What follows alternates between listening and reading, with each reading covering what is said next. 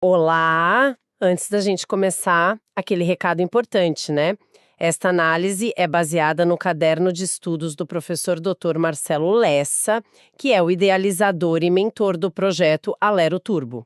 Exatamente. Hoje a gente vai mergulhar de cabeça no caderno SPAS 25. O tema, tipos de documentos oficiais, ata, certidão, atestado, relatório e requerimento. Um tema que, assim, à primeira vista parece só uma lista de nomes para decorar, né? Totalmente. Mas quem está nessa corrida para o concurso da Assembleia Legislativa de Rondônia já sabe, a banca FGV não vive de decoreba. De jeito nenhum. Ela é mestre em explorar, assim, as frestas, as diferenças sutis entre um documento e outro. Então, a nossa missão aqui é ir um pouco além das definições. Vamos tentar entender a lógica, o propósito de cada um. É isso. E para entender por que aquela é a resposta certa. É quase uma engenharia reversa do pensamento da banca. Perfeito, o foco tem que ser esse. O estratégico. Pensa comigo. Por que uma ata é escrita em texto corrido sem parágrafos? Por que a lei diferencia um atestado de uma certidão? Boa pergunta. Não são detalhes aleatórios, sabe? Cada regra tem uma função. Garantir segurança, dar fé pública, organizar o fluxo de decisões. Quando você entende essa função, o conhecimento se fixa de uma forma que nenhuma casca de banana da FGV consegue derrubar. Então vamos começar pelo documento que, congela o tempo. Aquele que serve como a fotografia oficial de uma decisão. A ata. Eu gostei da definição do material de apoio. A ata é a memória da reunião. É uma ótima definição. Um registro com valor jurídico de tudo o que aconteceu e foi decidido. Mas o que me chama a atenção são as regras, elas são bem rígidas, né? Sem rasuras, números por extenso, texto corrido. Por que tanta formalidade? Aí a gente já entra no primeiro campo minado da FGV. Essas formalidades são, na verdade, mecanismos de segurança jurídica. Pensa bem. A ata é um documento que pode definir direitos, obrigações, a eleição de uma diretoria. Qualquer alteração posterior indevida seria um desastre. Claro. O texto corrido, sem parágrafos e sem espaços em branco, existe por uma única razão: impedir que alguém mal intencionado insira uma frase ou uma decisão no meio do texto depois que ele já foi aprovado e assinado. Ah, faz todo sentido. É uma trava antifraude. Exato. E os números por extenso seguem a mesma lógica, imagino. É bem mais difícil adulterar 12 do que o número 1, 2. Precisamente. E tem outro detalhe crucial que a banca adora explorar: as correções. Como assim? Se o erro é percebido no calor do momento, ali durante a redação da ata, a fórmula para corrigir é usar a palavra digo. Por exemplo, aos 10 digo 12 dias do mês de maio. A correção é na hora. Ok, instantânea. Mas, se o texto já está pronto e na hora da leitura para aprovação alguém nota um erro lá no começo, a correção é feita no final do texto, usando a expressão em tempo. Ah, entendi. Algo como em tempo, onde se lê 10 dias, leia-se 12 dias. A FGV pode muito bem descrever uma situação de correção no final e colocar digo como a forma correta na alternativa. É um erro clássico. Anotado. Então a ata é sobre registrar o que acontece em tempo real com travas de segurança. Mas, E quando a gente precisa comprovar algo que já aconteceu ou que está acontecendo agora, fora de uma reunião, é aí que entra aquele trio que o material aponta como o favorito da FGV para criar confusão, certo? exatamente, Certidão, atestado e declaração. esse mesmo. E a chave para não confundir os três é pensar na linha do tempo e na origem da informação. A certidão, ela sempre olha para o passado. Para o passado. A palavra-chave aqui, como o professor dessa destaca, é registro pré-existente. A certidão é uma cópia fiel, com fé pública, de algo que já consta em um livro, num sistema, numa ficha. O órgão não está criando uma informação nova. Ele só está certificando que aquilo existe nos arquivos dele. Ah, como uma certidão de nascimento que copia o que está no livro de registros do cartório. Ou, sei lá, uma certidão de tempo de serviço. Perfeito, é isso. Agora, O atestado é diferente. Ele não olha para um registro passado. Ele olha para o presente. Para o agora. A autoridade que emite o atestado está vendo, constatando um fato, naquele momento. É uma afirmação sobre uma situação transitória. O exemplo imbatível é o atestado médico. O médico não consulta um arquivo para saber se o paciente está com febre. Ele afere a temperatura e atesta aquele fato presente. Nossa, isso é mais sutil do que parece. Porque muita gente deve pensar que um atestado de antecedentes criminais é um atestado. Mas, pela sua lógica, como ele se baseia em registros policiais passados, ele seria tecnicamente uma certidão de antecedentes criminais, certo? Exatamente. Que ótima observação. O nome do dia a dia pode confundir na prova. E confunde. É esse o tipo de raciocínio que blinda o candidato. A FGV vive de explorar a diferença entre o nome popular de um documento e a natureza jurídica dele. O que importa é a essência. Se busca num registro, é certidão. Se constata um fato presente, é atestado. Ok, a diferença entre olhar para um registro passado e constatar um fato no presente ficou bem clara. Mas e se a responsabilidade de afirmar algo é minha?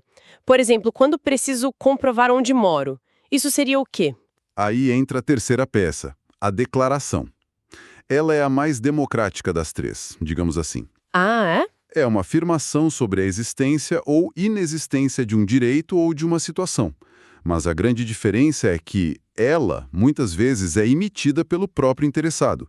É ele que assume a responsabilidade pela veracidade da informação. Tipo a minha declaração de residência, então? Exemplo perfeito.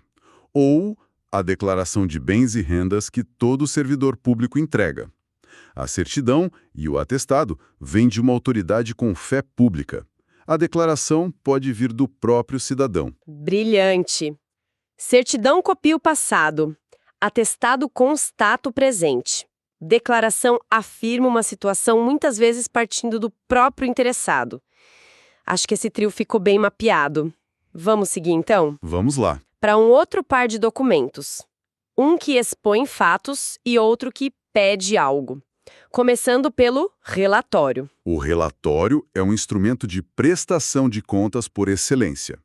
É o documento que um servidor, ou uma comissão, usa para expor a uma autoridade superior o resultado de uma atividade, de uma investigação, de uma inspeção. Ele tem uma estrutura bem lógica, né? Introdução, desenvolvimento e conclusão. Isso. Mas o ponto estratégico aqui, e o material deixa isso bem claro, não é só descrever o que aconteceu, tá? Ah, não. O que mais? De forma alguma. A alma do relatório, especialmente a parte que o transforma numa ferramenta de gestão, está na conclusão. Um bom relatório não apenas narra e analisa os fatos, ele opina, sugere encaminhamentos, propõe soluções. Entendi. Pense no relatório final de uma CPI, uma comissão parlamentar de inquérito. Ele não diz só, investigamos e descobrimos isso. Ele vai além. Sugerimos o indiciamento de fulano, a mudança na lei X. Quer dizer, ele serve de subsídio para a tomada de decisão da autoridade que o recebe. Certo, o relatório informa e sugere, mas não decide. Quem bate o martelo é a autoridade que o leu. E para fechar os 5 grandes, temos o requerimento. O que faz dele um documento tão específico, diferente de, sei lá, mandar um e-mail pedindo alguma coisa? A formalidade. E principalmente o fato de que ele é o instrumento para se pleitear um direito previsto em lei. Você não pede um favor com um requerimento. Você solicita à administração pública algo que você acredita ser seu por direito. E aqui tem pegadinha da FGV, com certeza. E das clássicas. O material do professor Lessa aponta isso de forma cirúrgica. E qual seria? A pessoa do discurso. O requerimento, por uma tradição formal, é redigido na terceira pessoa do singular. Terceira pessoa. Isso. A pessoa não diz, eu, fulano de tal, peço minhas férias. A forma correta é, fulano de tal, servidor, matrícula tal, vem requerer a vossa senhoria a concessão de suas férias. O requerente fala de si mesmo como se fosse um terceiro, sabe? Que detalhe. Isso se diferencia totalmente de um ofício, por exemplo, onde a autoridade fala na primeira pessoa, encaminho para análise, ou informamos que. Uma questão típica da FGV descreveria um pedido de direito e, nas alternativas, colocaria uma redação em primeira pessoa. o que estaria tecnicamente errado para um requerimento. É quase um detalhe de etiqueta, mas que na prova vale aprovação. O material também menciona que a gente deve evitar uma linguagem muito subserviente, né? Nada de muito respeitosamente. Exato.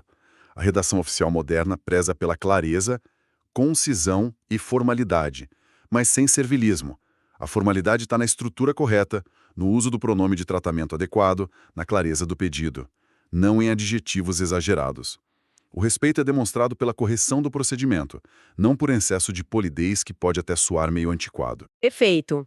Cobrimos os 5 principais e suas armadilhas. Acho que é um bom momento para aquela rodada rápida. O nosso resumo de ouro, com outros conceitos que o material do professor Lessa traz nos flash memos. Podemos acelerar um pouco o ritmo?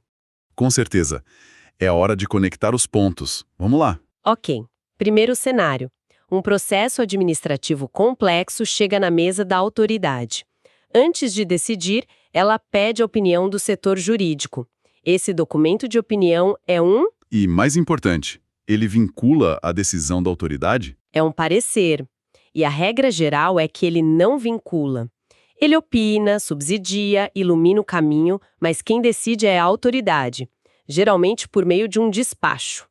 A pegadinha é a banca afirmar que o parecer é sempre decisório. A exceção, claro, é se alguma lei específica disser que, naquele caso, o parecer é vinculante. Mas a regra é ser opinativo. Boa. Próximo. Precisamos nomear uma comissão de sindicância e conceder férias a um grupo de servidores. Qual o ato ideal para isso? Uma portaria ou uma resolução? Uma portaria, sem dúvida. Portarias são atos administrativos internos, de um chefe para seus subordinados, para tratar de situações concretas e individuais. Designar funções, aplicar punições, criar grupos de trabalho. E a resolução? A resolução é mais forte. É um ato normativo, com força de lei dentro do órgão. Ela é usada por órgãos colegiados, como um tribunal, ou pelo próprio legislativo para regular matérias de sua competência interna. Resumindo, a portaria aplica, a resolução regula. Excelente distinção. Agora uma clássica de prova. O governador do estado precisa encaminhar o projeto de lei orçamentária para a Assembleia Legislativa. Qual o nome do documento que formaliza essa comunicação entre chefes de poderes? Mensagem. Essa é fatal em provas. Não é ofício, que é a comunicação mais rotineira entre autoridades, não é exposição de motivos, que é de um ministro para o presidente. A comunicação oficial e solene entre os chefes dos poderes se dá por mensagem. Guardado. E sobre direitos fundamentais? O direito de petição, de fazer um requerimento, e o de obter certidões. Quais os detalhes que a banca pode cobrar sobre eles? 2 detalhes que a Constituição garante e que sempre caem: gratuidade e prazo. O direito de petição é gratuito, não se paga taxa. E as certidões devem ser emitidas no prazo máximo de 15 dias, a não ser que a informação seja legalmente sigilosa. Prazo e gratuidade são pratos cheios para a FGV. Última do nosso resumo. Um servidor se casa e muda de nome. A administração precisa emitir um novo ato de nomeação para ele? Não precisa e seria bem ineficiente. A solução é uma apostila ou apostilamento. É uma simples anotação, uma averbação feita no verso do ato original de nomeação para corrigir ou atualizar um dado, nesse caso o nome. É o princípio da eficiência administrativa em ação. Fantástico. O que ficou para mim depois dessa nossa conversa é que cada regra na redação oficial tem um propósito muito claro, sabe? Sim. A estrutura rígida da ata é para garantir segurança. A diferença entre certidão e atestado está no tempo verbal da comprovação, se é passado ou presente, e até a pessoa do discurso no requerimento tem uma razão de ser. Fica evidente que entender o porquê é muito mais poderoso do que só decorar o quê. Sem dúvida. E essa lógica nos leva a uma reflexão final, para quem está estudando. Nenhuma dessas formalidades é arbitrária ou existe só para cair em concurso. Elas são a espinha dorsal do funcionamento da administração pública. É verdade. Elas garantem segurança, transparência e isonomia. A ata sem parágrafos que protege o condomínio de uma fraude é o mesmo princípio que protege uma licitação milionária. A certidão com fé pública que garante a um aposentado seu direito é o que move a máquina. Então a questão a se pensar é, no dia a dia do serviço público, lá na Assembleia Legislativa, como a aplicação correta desses instrumentos impacta diretamente a vida do cidadão. Essa conexão com o mundo real dá um novo significado ao estudo. E para fechar, a gente deixa a mensagem que o professor Lessa registrou no final do caderno, uma citação de Eclesiastes 9:10. Tudo quanto te vier à mão para fazer, faze-o conforme as tuas forças. Uma bela mensagem. A dedicação e a força empregadas agora são a garantia da colheita no futuro. Esta análise foi baseada no material do Projeto Alero Turbo, de autoria do professor pós-doutor Marcelo Lessa. Valeu, pessoal. Até a próxima!